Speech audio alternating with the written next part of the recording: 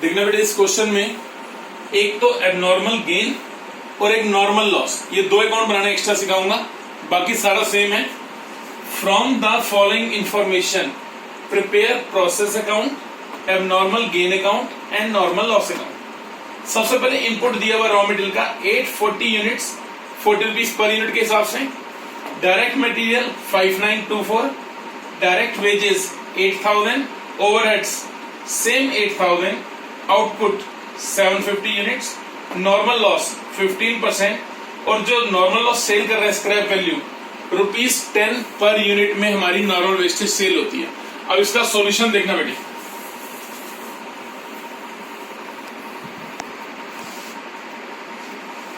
First process account,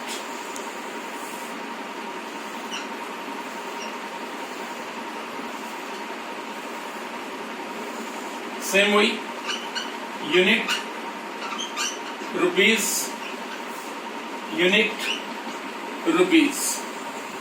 first सबसे पहले question में देखो जो इनपुट दे रखी है, टू इनपुट 840 यूनिट्स है एट द रेट ₹40, क्वेश्चन में दिया हुआ है 40 रुपीज पर यूनिट, मल्टीप्लाई कर लो 33600।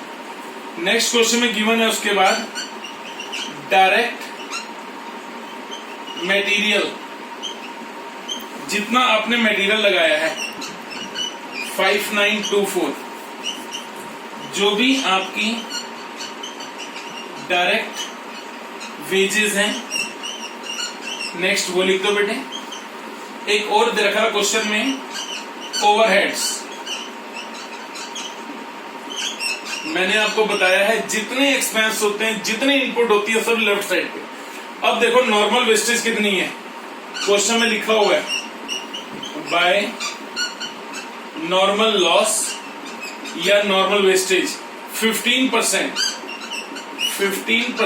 ऑफ 840, यह आ गया 126। एक यूनिट कितने रुपए में सेल कर रहे हो, 10 रुपीज के हिसाब से, तो इसको 10 रुपीज से मल्टीप्लाई कर दो 1260। एक लाइन हमेशा छोड़ दिया करो, पता नहीं अब नॉर्मल लॉस आएगा या अब नॉर्मल गेन आएगा। पहले आउटपुट लिख दो बाय फिनिश्ड स्टॉक, आउटपुट दी हुई है 750 यूनिट्स,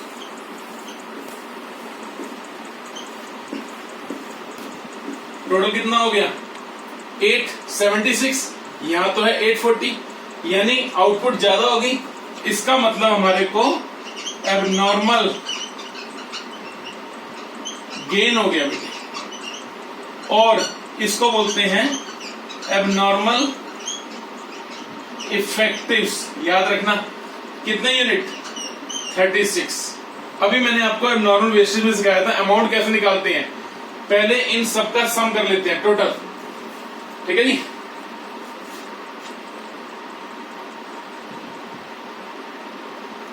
इसका टोटल आ रहा है 55524, यहां का टोटल माइनस नॉर्मल लॉस की वैल्यू अपॉन ये unit, input unit, quantity input 840 minus normal loss के यूनिट 126, साथ में किसकी वैल्यू निकालनी है, एबनॉर्मल गेन की, तो मल्टीप्लाई कर लो बेटे 36। दोबारा रिपीट कर रहा हूं, इन सब का टोटल 1 2 3 4, ये 4 आइटम का टोटल माइनस इस साइड का टोटल जो भी नॉर्मल लॉस की वैल्यू है upon input unit minus normal loss के यूनिट इनटू किसकी वैल्यू निकालनी है, एबनॉर्मल गेन की। एबनॉर्मल गेन की यूनिट कितनी है 36, मल्टीप्लाई कर दो 36, इसकी वैल्यू निकालनी है तो मल्टीप्लाई कर दो 750। मल्टीप्लाई करके जो अमाउंट आ रहा है वो देख लीजिए कितना आ रहा है 2736, यहां पे आ रहा है 2736।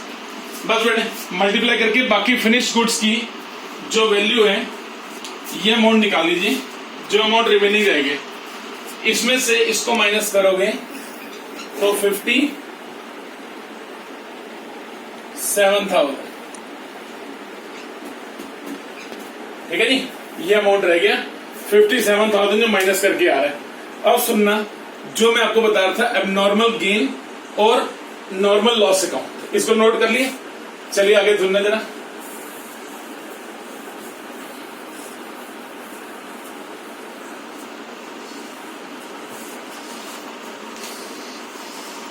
एक बना रहा हूं एबनॉर्मल गेन अकाउंट,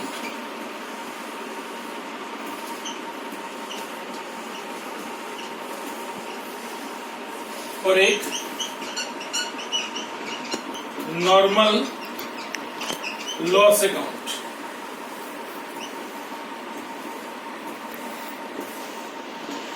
ध्यान से सुनना, एबनॉर्मल गेन आपने देखा था प्रोसेस अकाउंट में लेफ्ट साइड में निकला था, अब राइट में लिख दो बाय प्रोसेस अकाउंट 362736।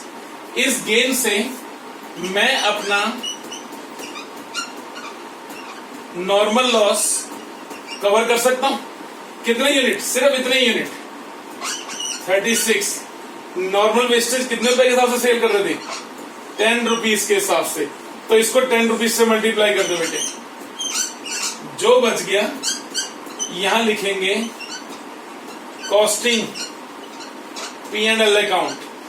जो अमाउंट यूनिट तो पूरे हो गए, इसमें से इसको माइनस कर दो 2376। अब नॉर्मल वेस्टेज राइट पे निकली थी, लेफ्ट में लिख दो टू प्रोसेस अकाउंट 1261260।